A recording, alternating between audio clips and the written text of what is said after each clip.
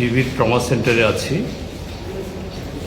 আমাদের পার্টির নেতা প্রাক্তন বিধায়ক অমিতাভ দত্ত গত 26 তারিখে ধর্মনগরে একটা এই কৃষক শ্রমিকদের একটা কর্মসূচি নিয়ে মিছিল করার সময়তে ভারতীয় জনতা পার্টির গুন্ডাদের হাতে আক্রান্ত হয়েছিল এবং খুবই গুরুতর আহত হয়ে তিনি সহ আরও একজন আমাদের পার্টির নেতা রতন রায় এই হসপিটালে ভর্তি হয়েছিলেন। রতন রায় আজকে হসপিটাল থেকে রিলিজ নিয়ে গেছেন। যে এই ঘটনা ত্রিপুরার যে গণতন্ত্রের উপরে মানুষের যে রাজনৈতিক অধিকার চর্চার ক্ষেত্রে যে প্রতিনিয়ত শাসক দলে গুন্ডাবাহিনীতে আক্রান্ত হচ্ছে, আইনের শাসন যেটা সম্পূর্ণ ভেঙে পড়েছে, এটা তারই নিদর্শন।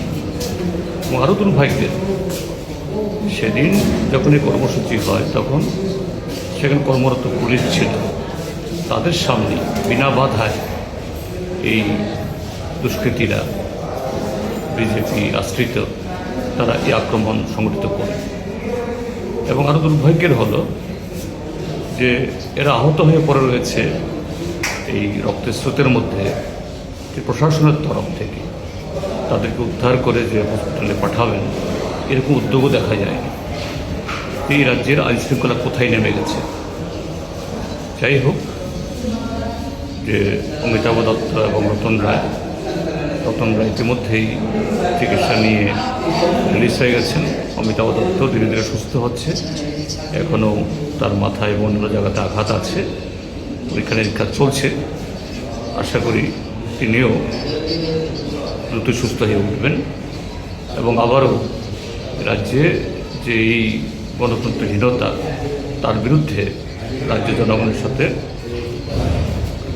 সোচ্চার হয়ে রাস্তায় তিনি নামতে পারবেন এবং ত্রিপুরা যে গণতন্ত্র লড়াই আমাদের চলতে থাকবে। এইভাবে এই ব্যক্তি আক্রমণের মধ্য দিয়ে এটাকে থামানো যাবে না, এটা থামবে না।